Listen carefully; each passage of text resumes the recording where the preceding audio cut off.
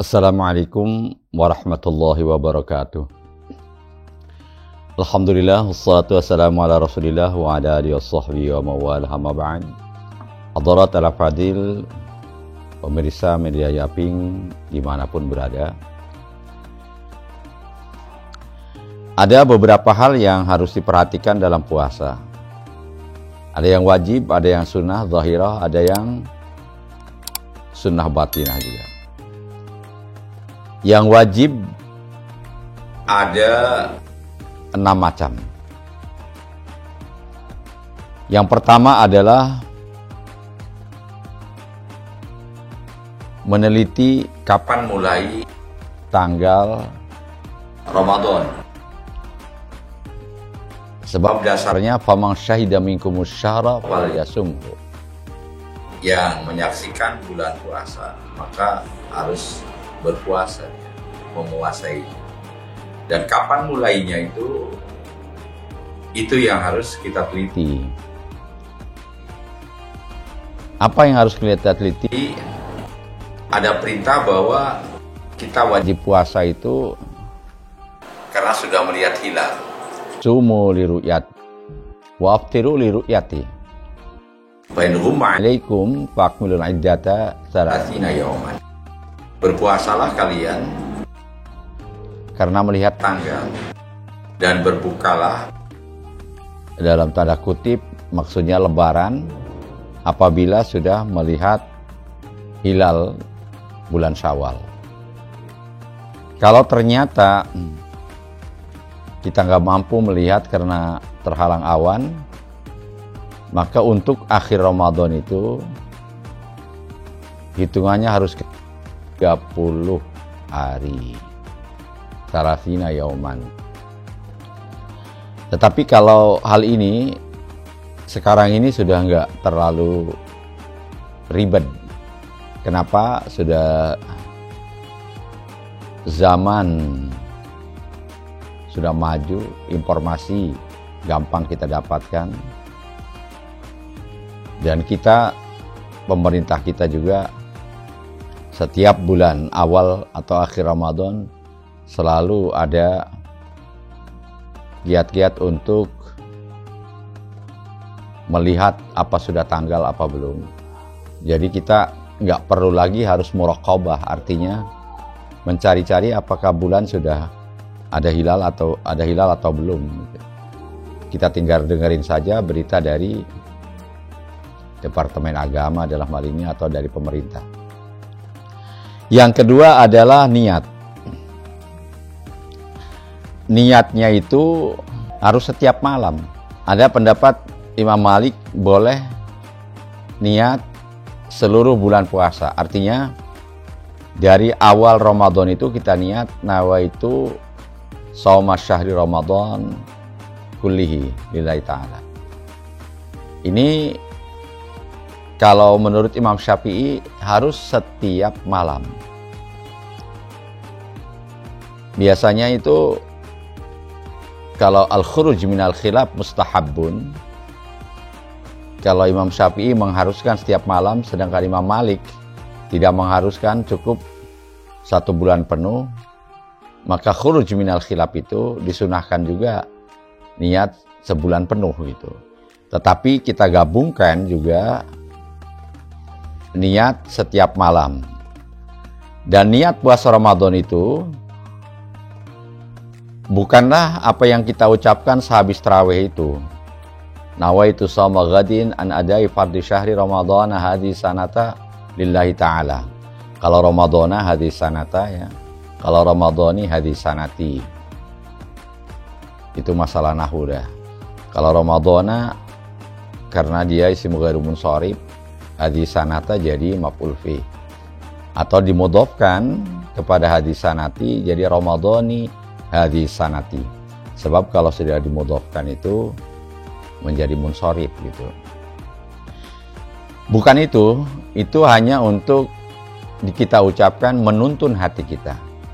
Jadi sebetulnya niat puasa tuh gampang. Kalau yang nggak bisa bahasa Arab itu ya niat dalam hati, saya bermaksud puasa besok hari. Puasa Ramadan besok hari karena Allah. Udah cukup. Jadi yang di dalam hati itulah yang akan dinilai. Kalau mulut kita ngomong niat, tetapi hatinya enggak, diam saja, maka enggak sah niatnya. Sebab niat itu adanya di dalam hati. Yang ketiga, menahan diri dari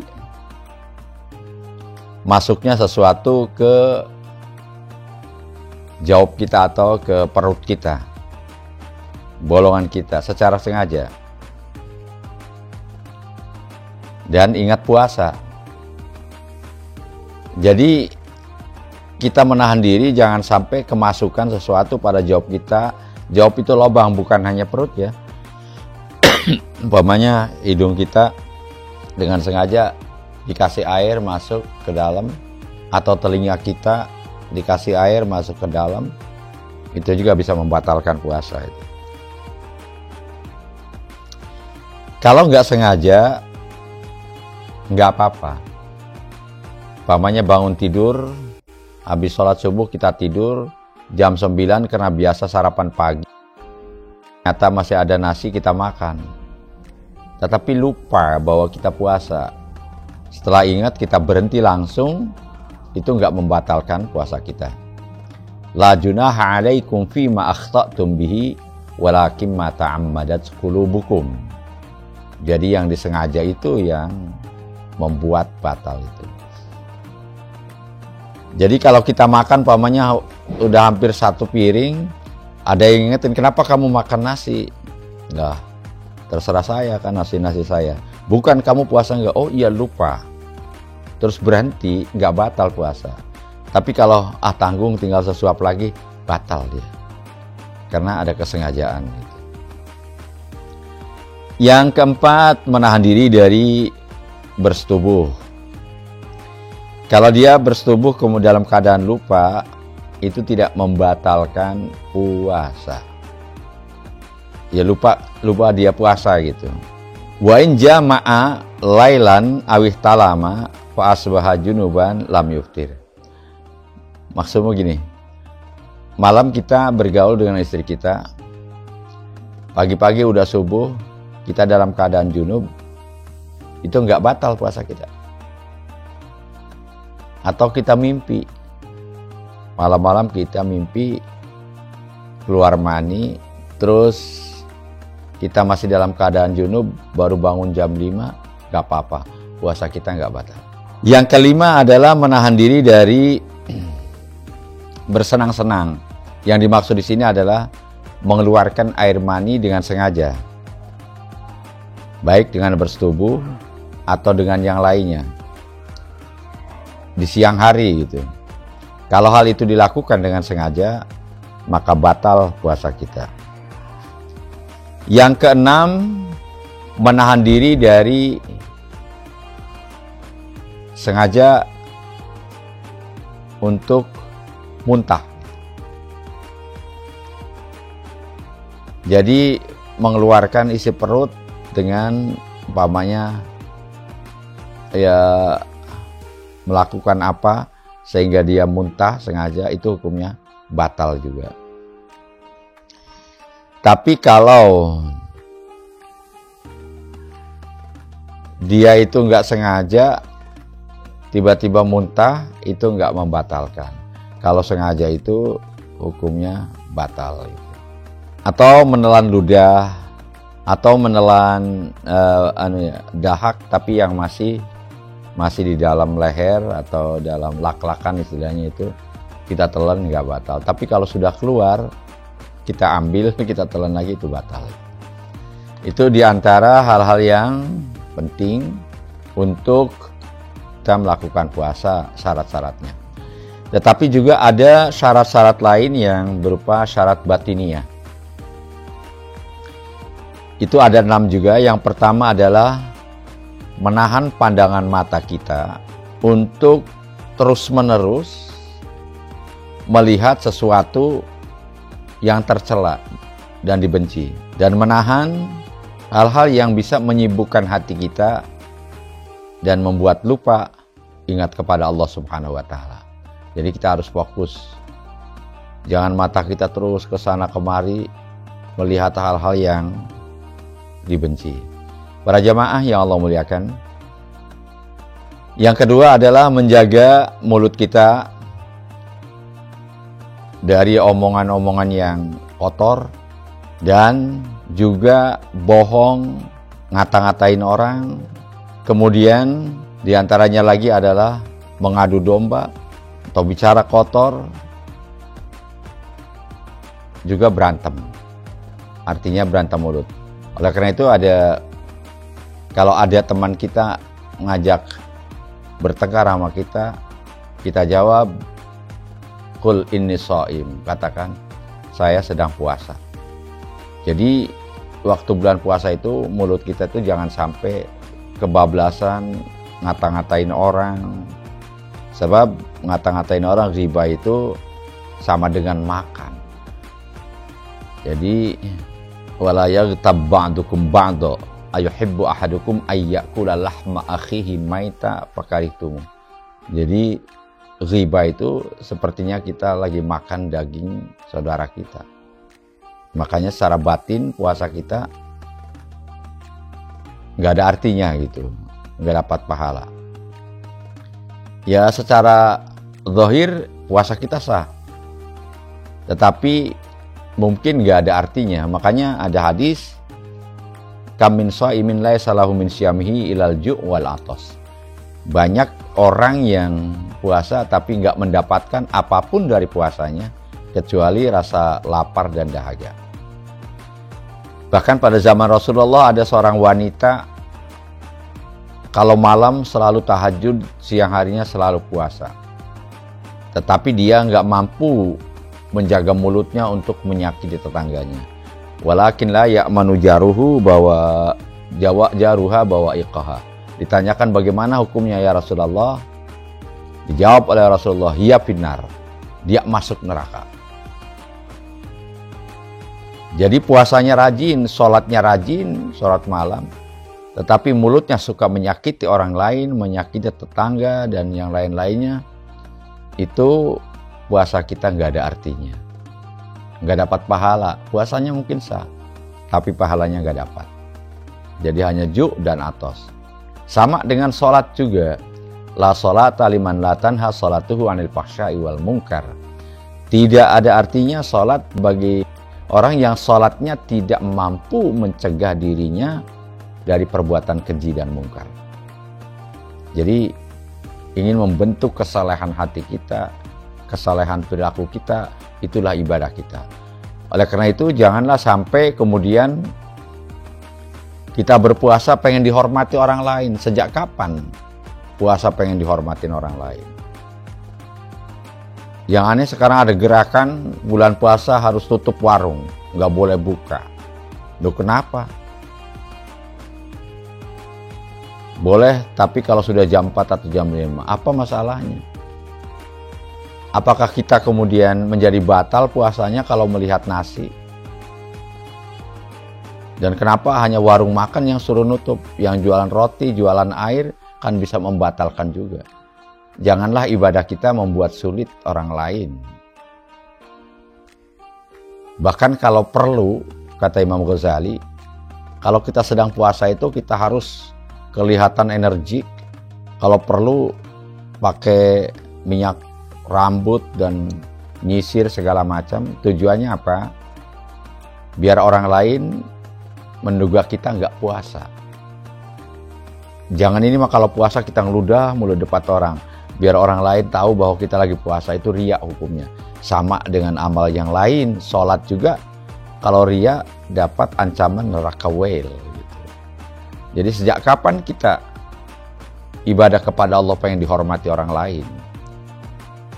Sedangkan warung, umumnya kan ada juga ibu-ibu yang mungkin nggak biasa masak, yang karyawan yang mungkin sedang haid, atau yang musafir, atau yang non-muslim. Kalau warung makan ditutup alasannya apa? Karena jualan nasi, lalu dia makan. Loh, emang yang membatalkan puasa kita itu nasi yang dimakan orang lain? Kan enggak. Kalau begitu ya seluruh pasar harus tutup. Yang jualan beras juga harus tutup. Kenapa? Sebab orang beli beras untuk dimasak dan untuk dimakan. Nggak boleh begitu. Jadi ya biarkan orang lain nggak puasa. Ya kalau tetangga kita, saudara kita atau apa ya kita ngerti kayak kita bulan puasa. Tapi ya nggak perlulah harus menutup warung-warung.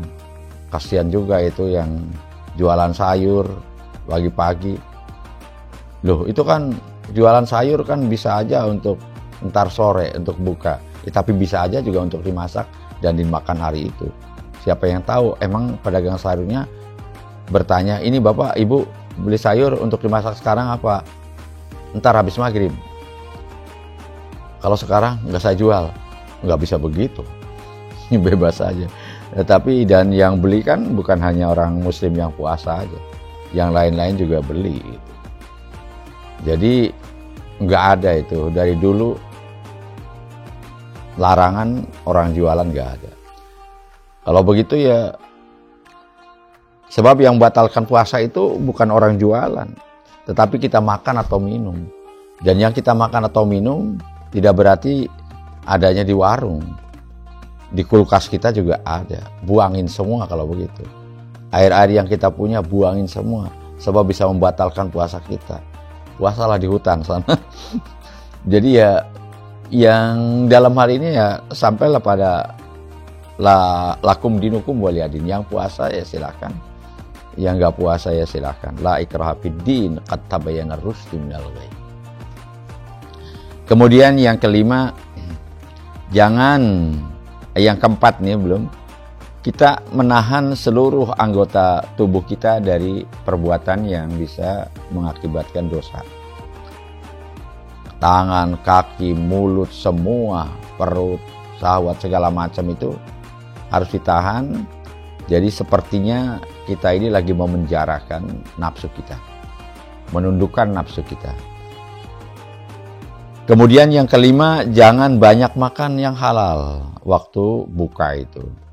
Para jamaah yang Allah muliakan, jadi makannya ya yang sederhana saja. Jangan ini ngabuburit istilahnya. Matanya lapar, melihat kolak pengen beli kolak, melihat es pengen beli es, terus sampai numpuk. Jadi puasa kita itu bukan melatih diri kita untuk menahan hawa nafsu, malahan membuat diri kita jadi dendam untuk nafsu makan setelah puasa, setelah buka itu. Jadi kurang ikhlas. Ya biasa aja lah, makan ya siapkan ya sederhana aja. Ya apa yang nggak usah dicari-cari segala macam. Kemudian yang keenam adalah hati kita setelah kita buka puasa itu harus berada dalam keraguan, bainal khauf war raja, antara khawatir puasa kita tidak diterima atau harapan agar kita puasanya diterima. Jadi jangan yakin banget bahwa pasti puasa kita itu diterima. Siapa yang menjamin? Karena khawatir puasa kita itu tidak diterima, karena kita merasa banyak hal yang tidak kita jalankan dengan semestinya. Jadi kita akan lebih hati-hati lagi dan berharap banyak istighfar kepada Allah Subhanahu wa Ta'ala.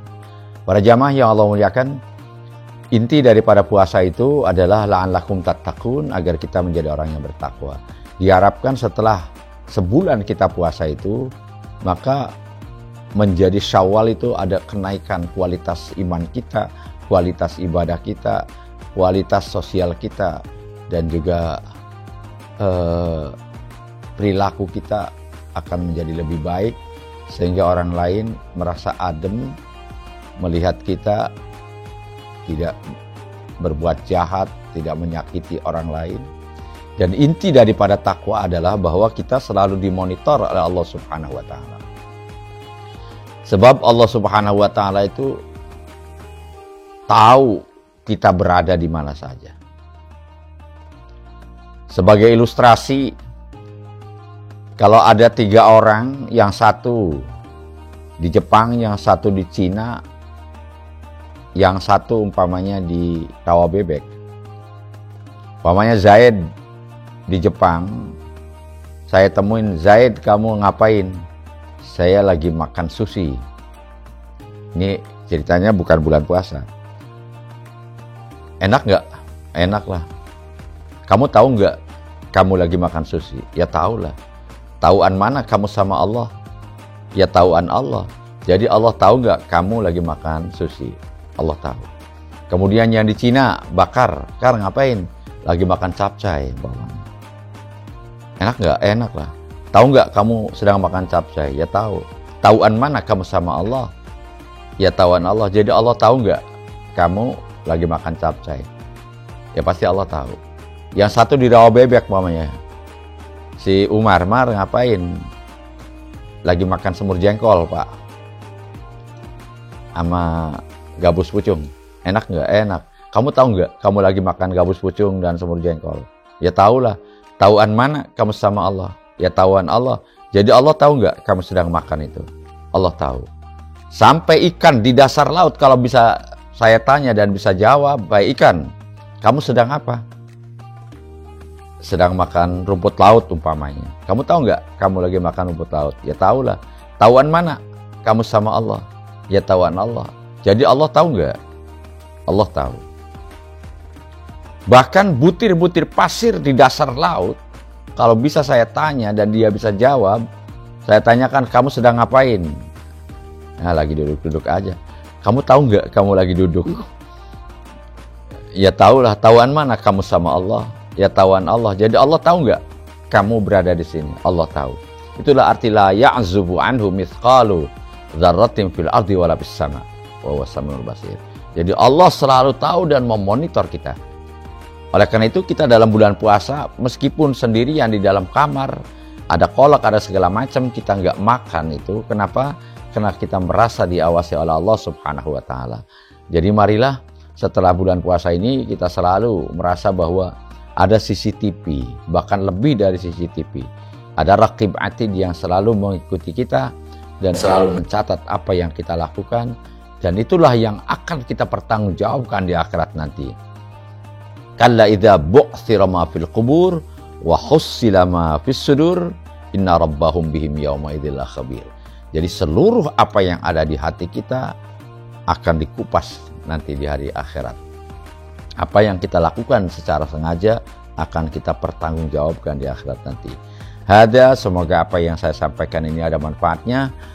Marilah kita tingkatkan kualitas puasa kita. Siapa tahu tahun-tahun yang lalu banyak kelalaian sehingga puasa kita nggak diterima oleh Allah. Mumpung masih ada kesempatan, karena kita nggak yakin apakah tahun depan kita masih bisa ikut puasa atau tidak. Jadikanlah puasa ini seakan-akan adalah puasa terakhir kita sebaik mungkin supaya kita diterima oleh Allah Subhanahu wa Ta'ala. Sebab yang paling penting bukan banyaknya perbuatan yang kita lakukan atau amal yang kita lakukan, tetapi yang paling penting adalah kita berusaha agar amal kita diterima oleh Allah Subhanahu wa Ta'ala. Yakfikal qalil, sedikit pun cukup. Jadi nggak perlu banyak-banyak, asal diterima oleh Allah, dapat ridho dari Allah, dapat rahmat dari Allah, insya Allah minimal bisa menjaga kita dari api neraka untuk selama-lamanya. Artinya kita tidak akan abadi di neraka nanti. Insya Allah. Hada wallahul muwaffiq ila aqwamit thariq. Wassalamualaikum warahmatullahi wabarakatuh.